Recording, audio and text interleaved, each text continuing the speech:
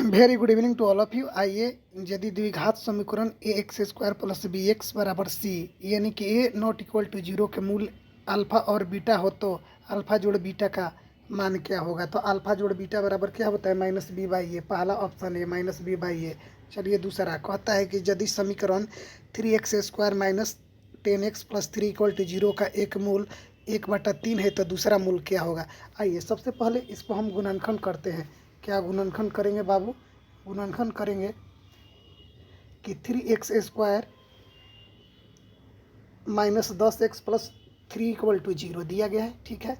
अब उसके बाद में क्या कर लेंगे, अब देखते हैं कि एक्स स्क्वायर का गुणांक और अचर का गुणांक में हम गुना करते हैं तो तितरी का 9 हो गया।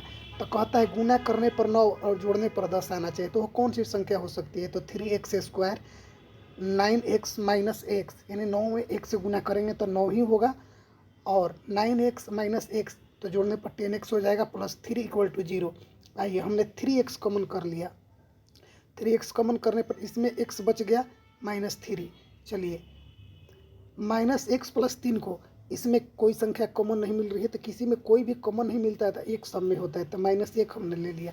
यहाँ पर माइनस है तो प्लस हो जाएगा, x माइनस प्लस है तो माइनस, तब प्लस हो जाएगा माइनस माइनस प्लस यानी x minus 3 equal to zero. तो x माइनस 3 एक कॉमन वाला लिख देंगे, एक जो कॉमन नहीं है जो बाहर है 3x minus 1 equal to zero.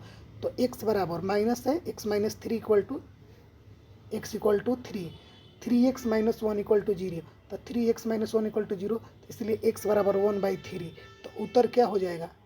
1/3 दिया गया है तो दूसरा मूल क्या होगा? 3। चलिए जी कहता है कि यदि द्विघात समीकरण 9x square plus 6x plus 4 equal to zero का मूल वास्तविक एवं समान हो तो k का मान क्या होगा। चलिए सबसे पहले a बराबर 9, b बराबर 6k, c बराबर 4। तो d बराबर क्या होता है? b square minus 4ac।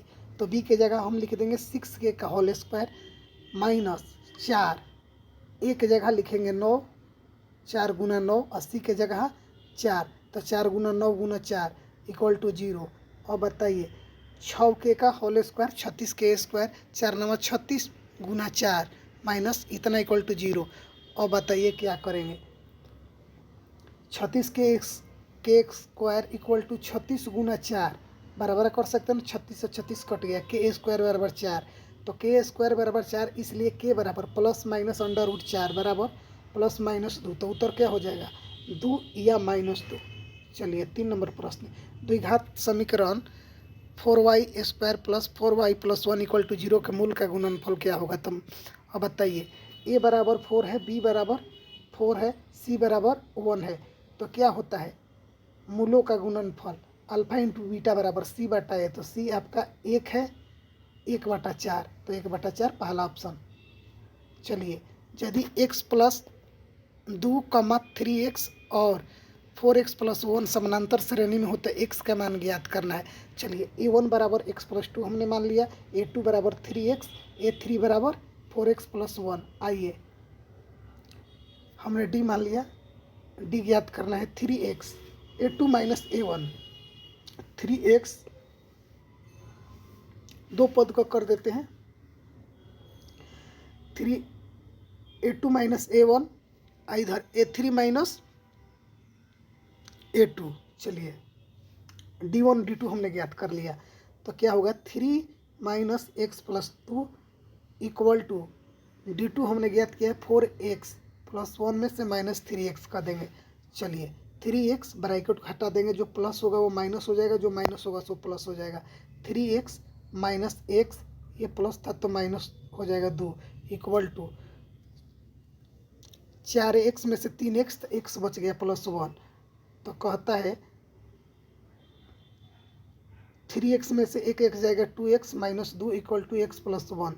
कहता है कि 2x लेटर को एक साइड करते हैं और अंक एक side, 2x minus x equal to 2 plus 1। तो 2x में से 1x जाएगा तो x बच जाएगा, 2 1 3, x बराबर 3 हो जाएगा। तो इसमें ऑप्शन सी होगा। चलो समानांतर श्रेणी दिया है, चलिए समानांतर श्रेणी 0 -4 -8 -12 का सर्वांतर क्या होगा? तो चलिए A1 बराबर 0, A2 बराबर -4, A3 बराबर -8, A4 बराबर -12। तो कहता है कि D बराबर क्या होता है? A2 -A1। तो -4 में से -0 को करेंगे तो किसी भी संख्या में 0 को जोड़ा या घटाया जाए तो क्या होगा? उत्तर दी गई संख्या ही होती है। तो 4 में से 0 घटाएंगे तो -4 ही होगा। 4 में से 0 घटाएंगे तो -4, तो -4 उत्तर हो गया। आइए, समानांतर श्रेणी 14, 9, 4, -1, -6 का 12वां पद क्या होगा? चलिए जी, सबसे पहले तो हम डी ज्ञात करते हैं। A1 बराबर 14, A2 बराबर 9, तो डी बराबर A2 -A1। 9 में से 14 घटेगा -5। कहता है 12वां पद, तो A12 equal to A + 11D। A14 दिया गया है, जोड़ 11 गुना डी के मान -5। 11 × 5 = 55। 14 घटाओ -55 बराबर -41। आगे, किसी समानांतर श्रेणी का प्रथम पद 13 एवं सर्वांतर -4 हो तो इसके प्रथम 10 पदों का योगफल क्या होगा? चलो, A बराबर 13 दिया है, D बराबर -4 दिया है, तो 10वां पद n बराबर 10। तो SN बराबर n/2 into 2A + n-1 into D. चलिए, n बराबर 10 है, 10/2 हो गया। 2 इंटू 13, 13 दूनी 26 हो गया, प्लस 10 में से 1 घटेगा तो 9 हो जाएगा, और डी के मान 4 दिया है। तो चलिए, 5 हो गया, 2 × 5 = 10, 13 दूनी का 26, और 9 × 4 = 36, यानी -36। 5 गुना 26 में से 36 घटेगा -10 बराबर 10 × 5 = 50, -50 उत्तर हो जाएगा। चलिए, वाई अक्ष पर बिंदु जिसकी बिंदु 4, 2 से दूरी 5 है, तो निम्नलिखित में से कौन सी है? चलिए जी, कहता है कि वाई अक्ष पर, यानी ऊपर में वाई है, तो 0 और 5 है से दूरी है, तो निम्नलिखित में से कौन सी है? तो कौन सी होगी जी? 0 -1 होगी ना। चलो, बी उत्तर हो जाएगा। कैसे होगी? आइए देख लेते हैं। दूरी सूत्र से x2 - x1 का √x2 - x1 का whole square plus y2 - y1 का होल स्क्वायर। तो x1 के जगह x2 के जगह क्या होगा? 0 दिया गया है। y अक्ष, y बराबर, यानी y बराबर y, तो x बराबर 0 हो जाएगा। तो 0 घटाओ 4 का होल स्क्वायर प्लस y घटाओ 2 का होल स्क्वायर। 0 में से 4 घटाएंगे 4 होगा, उसका स्क्वायर करेंगे तो 16 हो जाएगा। चलो जी, आगे क्या? फिर आगे कहता है कि y स्क्वायर -4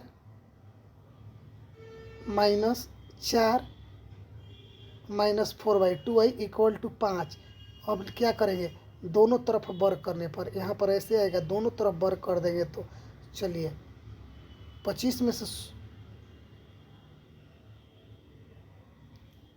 चलिए 16 में से 16 × 4 = 20 हो गया ना जी। y² - 4y + 20 = 25। y स्क्वायर बराबर y² - 4y। अब 25 में 20 घटाएंगे तो 5 हो जाएगा, और 5 प्लस में उधर से इधर गया तो माइनस हो जाएगा। तो y² - 4y -5 = 0।